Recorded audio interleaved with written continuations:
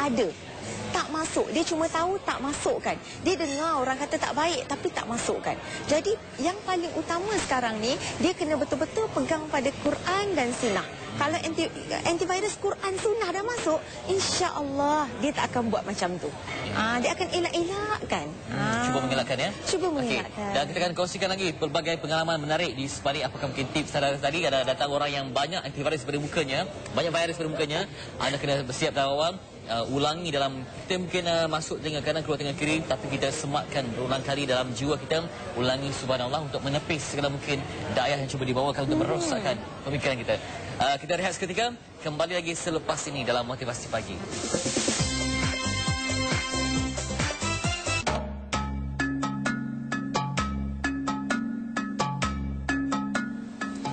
Kembali kita bersua dan bertemu dalam Motivasi Pagi tentang perkakasan dan perisian yang baik untuk minda. Dan kalau saya tadi tentang perisai sebagai satu antivirus untuk menghalang segala macam perkara yang negatif untuk tumbuh dalam jiwa kita. Dan sekarang masa untuk kita kongsikan lagi banyak pengalaman ya. Bagaimanakah cara untuk kita, sudah pun kita meletakkan antivirus, tetapi untuk meninggalkan kesan-kesan, jejak-jejaknya mungkin agak di ruangan, kalau dalam komputer ada ruangan trash kan, ruangan sampah salat yang tak mau lagi tu, nak buang terus, tak mau simpan langsung, tak mau ada kenangan. Jadi untuk mungkin dalam konteks manusia, nak memberikan kemaafan tu apa mungkin cara terbaik untuk kita lakukan? Okey, terima kasih Fitri. Biasanya kita ni pada hari ni, kalau kita maafkan orang boleh, nak lupakan susah. Sebab segala peristiwa itu kita dah simpan dalam otak kita. Kita kata, aku maafkan dia.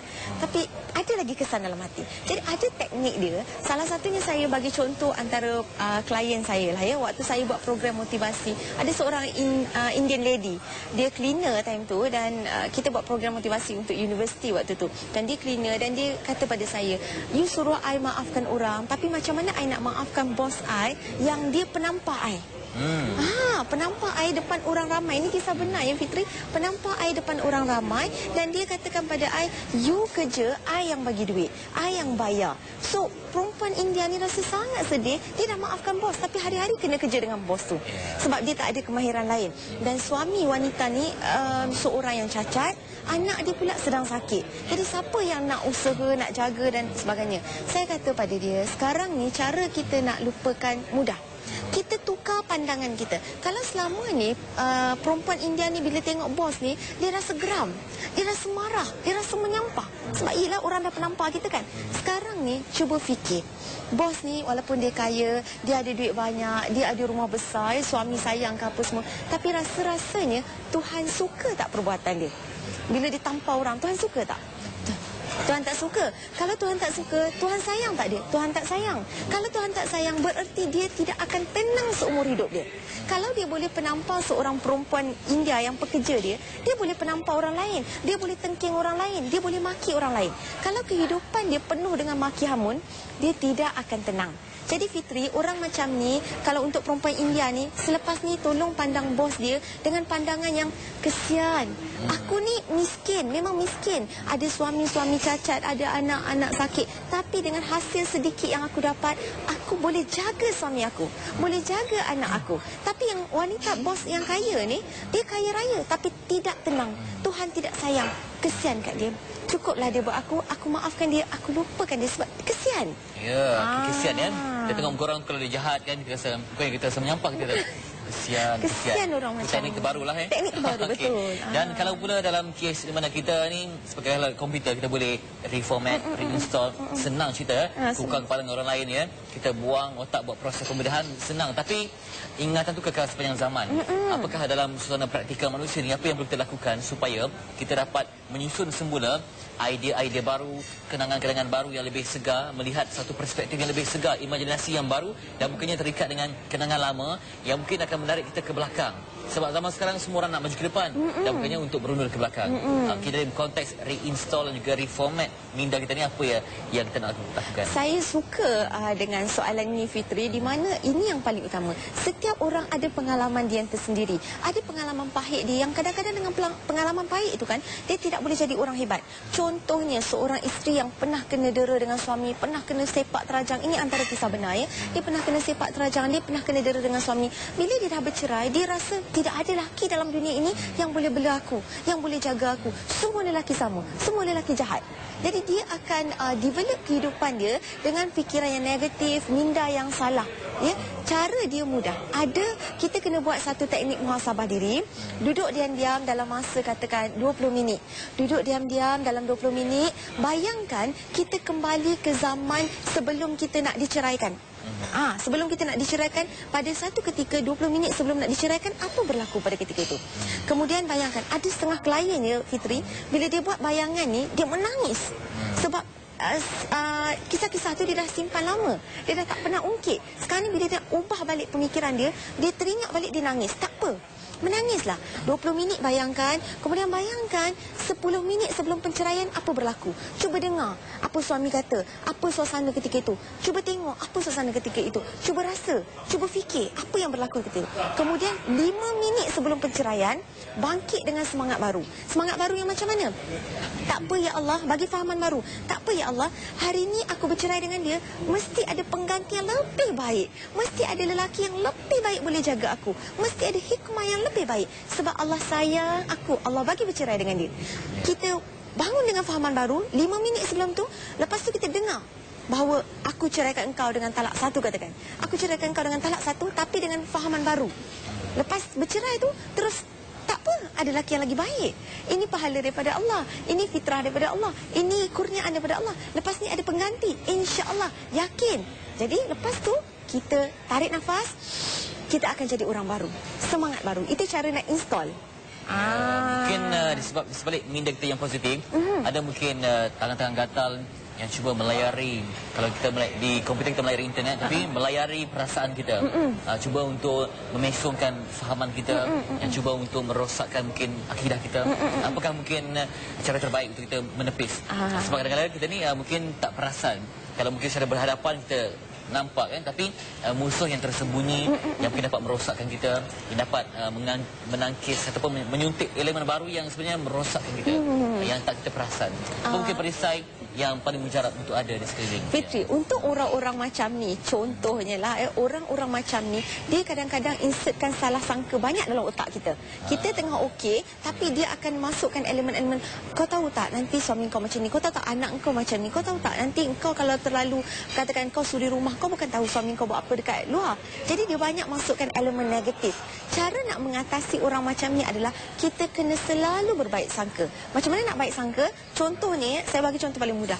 Suami keluar pergi kerja, isteri pandang suami, katakan jiran sebelah ni, suami dia adalah curang, katakan. Ya? Bila suami dia curang, kita dekat rumah yang sebelah ni pun rasa macam, tantah suami aku ni pun curang macam suami orang sebelah. Negatif dah tu, dah dapat aura tu. Jadi cara dia, bila setiap kali suami nak pergi kerja, kita selalu rasa, betul ke suami aku pergi kerja?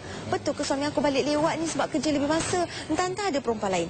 Setiap hari apabila kita fikir yang negatif itu insya-Allah terjadi. Lama-lama suami insya-Allah curang. Sebab Allah bertindak mengikut apa yang ada dalam fikiran. Lepas ni cara nak install baru, otak kita, format baru.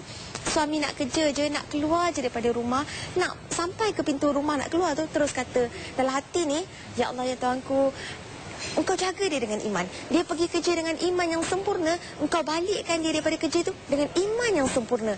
Aku percaya engkau akan jaga dia. Hari-hari buat Doa doa dalam hati, harapan dalam hati. Maksudnya dalam masa yang sama kita tak syak prasangka. Itu tekniknya. Ya, hidup dalam prasangka satu yang memenatkan ya. Betul. Sebab kita nak fikir apa nak buat. Kalau kita hidup dalam keadaan positif dan kalau ada sikit kesalahan tu maafkanlah. Sebab kalau kita ni jenis yang nak mencari kesempurnaan memang tak jumpa. Tak ada kesempurnaan. Nampak manusia kan.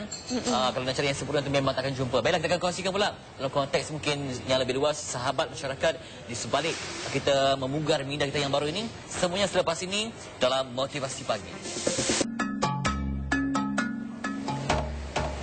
Baiklah, kita kembali bersua dalam Motivasi Pagi nak kongsikan pelbagai pengalaman menarik di sebalik kisah reinstall dan juga reformat minda ini untuk mencipta perkakasan dan perisian baru untuk minda. Baiklah, dalam usaha konteks masyarakat kita bersahabat ya. Kata orang kalau hubungan ibu bapa ni akan kekal, tak dapat dibuang, kekal sehingga mati. Adik-beradik pun sama.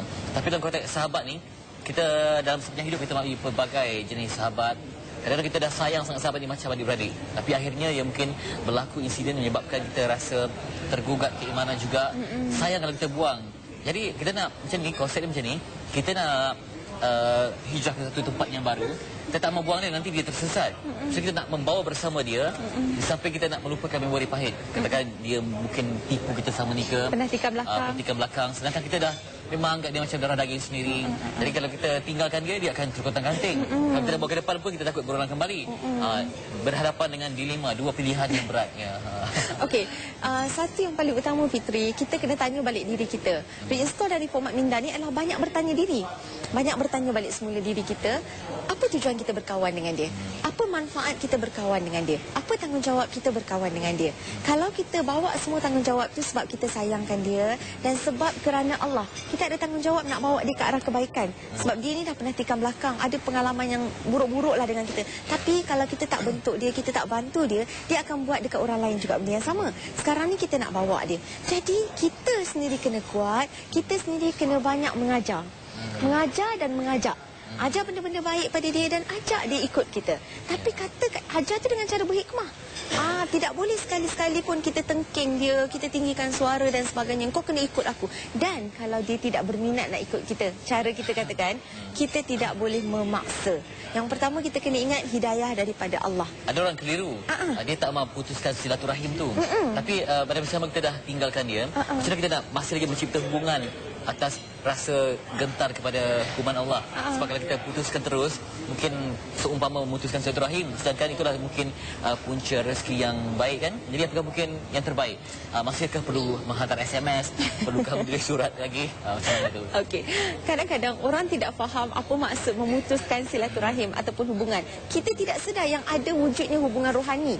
Kadang-kadang teman dekat hati ni bukanlah teman yang selalu kita berkomunikasi dengan dia, bukanlah teman yang selalu kita berjumpa muka dengan dia, tetapi teman yang selalu dekat dengan hati kita, yang ada dalam hati kita, yang selalu kita doakan dia.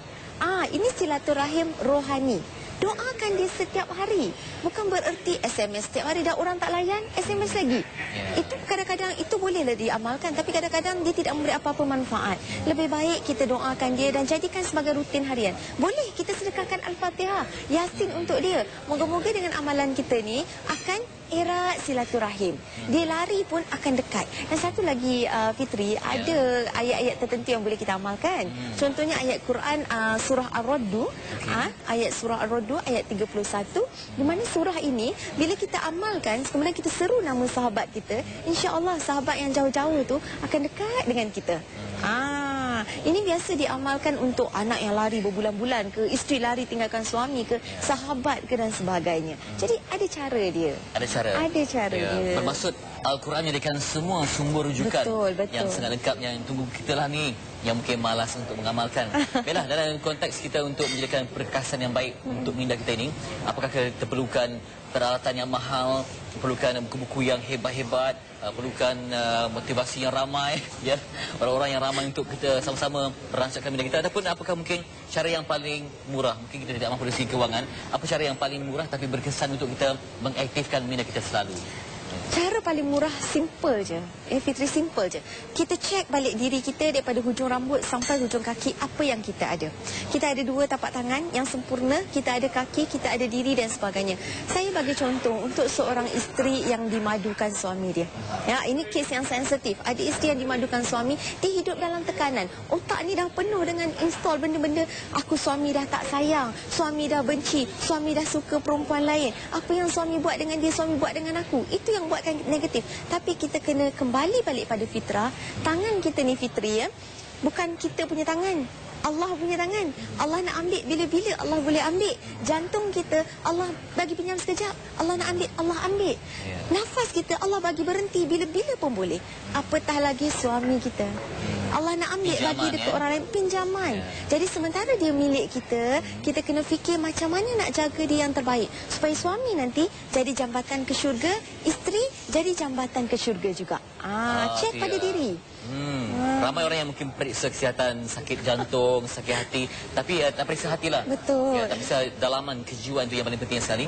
Baiklah, dan tadi kita pun yang paling penting saya melihat bahawa perlu disemaikan, reinstall ni kena bermula di peringkat awal lagi. di sekolah rendah. Termasuk kalau dah mungkin dah tua bangka baru kita nak mencari perkakasan mungkin tak dapat nak loadkan ya sebab mungkin dah terlalu liat. Bermaksud ibu bapa, guru-guru dan juga mungkin adik-beradik yang lebih dewasa harus juga menumpahkan ilmu supaya yang kecil-kecil mudah terbiasa dengan benda-benda yang baik seawal usia masih kecil. Itu betul Fitri. Kalau kita nak reinstall minda, kita nak format minda kita, mesti bermula daripada kecil supaya senang sikit, bersih sikit orang kata. Tapi untuk orang-orang yang dah dewasa ataupun yang dah berumur, masih ada cara, masih ada jalan. Sebab kajian sains membuktikan dari segi psikologi 100 kali negatif boleh terpadam dengan 1 kali pujian. 100 kali negatif boleh terpadam dengan 1 kali pujian. Jadi kalau banyak negatif dalam otak, dengan 1 kebaikan, dengan 1 kehebatan, dengan 1 pujian, akan jadi orang cemerlang. So maksudnya kita boleh ubah, buat perubahan tu, perubahan yang kecil-kecil. Contoh perubahan yang kecil-kecil apa tahu Fitri? Macam kita ni lah, orang tak pernah orang senyum, kita tak pernah senyum dengan orang selama ni. Orang je senyum. Jadi apa kata selepas ni kita mula senyum dengan orang. Kalau kita senyum dengan orang, orang tak senyum, senyum lagi. Orang tak senyum, senyum lagi. Orang tak senyum, senyum lagi. Tak kisah. Jangan kita letakkan maruah, aku ni ada maruah. Aku senyum kat dia, dia tak senyum. Apa nilai maruah aku? Aku dan maruah tak boleh kawan orang sembarangan ya. Kita membuang keegoan. Kadang kita ni sama kita kedekut. Kadang hari tu kita cuba sedekahkan seposen. Betul. Rasa seronok. Orang tu punya bersyukur, punya seronok, kita rasa macam teruja sangat. Bermaksud kena cari teman-teman yang baik, kita serap semua yang positif tu dan juga kita jangan malu untuk mengaku kesilapan. Jangan malu. Ya, apa kelemahan kita, kita mengaku tapi bukan buka aib. Aib ni yang besar-besar cerita, aku ni macam ni, aku ni tidak. Itu jangan. Itu kena jaga. Tapi kalau kita salah, cepat-cepat minta maaf, dan kalau orang buat salah, cepat-cepat maafkan.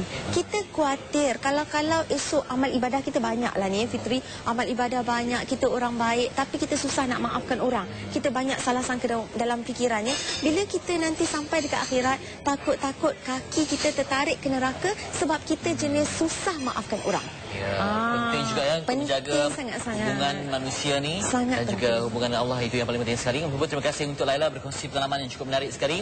Untuk kita menepis segala macam benda yang negatif untuk merancakkan empayar minda kita di seorang yang sentiasa berfikir, sentiasa positif, dan ingatlah apa juga kita lakukan, pokok pangkalnya kembali kepada yang satu untuk mentadbir uruskan jiwa kita yang sentiasa berbolak-balik imannya. Harus kita kecapi kemanisan iman itu dengan akal yang sempurna. Sehingga berjumpa lagi di lain waktu.